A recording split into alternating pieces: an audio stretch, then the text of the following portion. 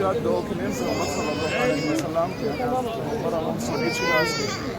بین باغ و بین رکن یعنی بین حجر اسود و بین در کعبه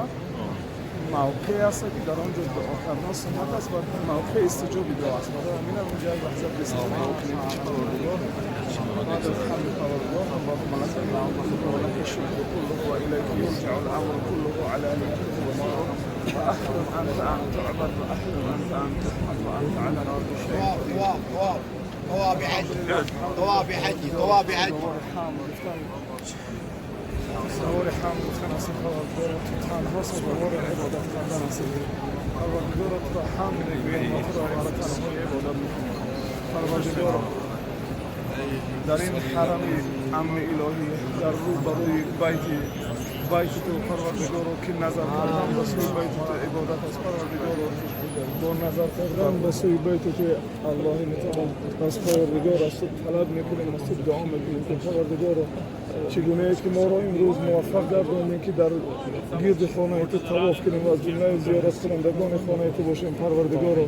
در قیامت نیز ما را از جمله موفق شدگان بر داخل شدن به فردوس اعلی بگردان. پروردگار تو ما را اکرام نمودی، تو ما را عزت و منزلت و قدر دانستی و ما را از جمله مهمانان خانه خودت گرداندی.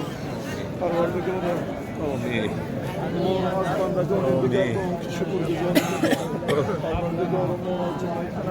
بندگان خودت که توان شکر کردن تو را دارم. پروردگار ما را از جمله بندگان بگردان.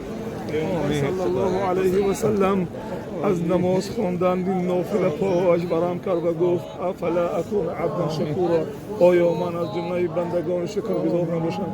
پروردگارا با اون که تو ما را هر سال و امروز تو ما را قدر دانستی که در این روز جمعه مبارکه در رو بروی خانه تو نشسته به تو دعا بکنیم. پروردگارا تو ما را همین گونه که قدر منزلت و فضیلت دادی پروردگار ما را از جمله از حد گذرندگان، از جمله معتدین و از جمله مغرور شدگان نگردان، بلکه از جمله کسانی بگردان که بتوانیم به این نعمت زیارت، به این نعمت عبادت، به این نعمت عمره امان پروردگار را شکر کرده توانسته باشیم. الله کسانی که از ما طلب دعا کردند پروردگار معذورانند، عاجزانند، کسانی هستند که نتوانستند بیایند، برای همین خاطر است که از ما طلب دعا کردند. پروردگار دعایی که ما در حق آنها میکنیم پروردگار این دعا را اگر این دعا این طلب آنها برای آنها خیر است و رضای تو در همین خیر است پروردگار آنها را بر این خیر نصیب بگردان. پروردگار هر آن چیزی را که آنها طلب دارند ولی برای آنها بد است از این تو خبردار، تو مقلب القلوب است. آنچه در رب العالمین برحمتك و ارحم الراحمین.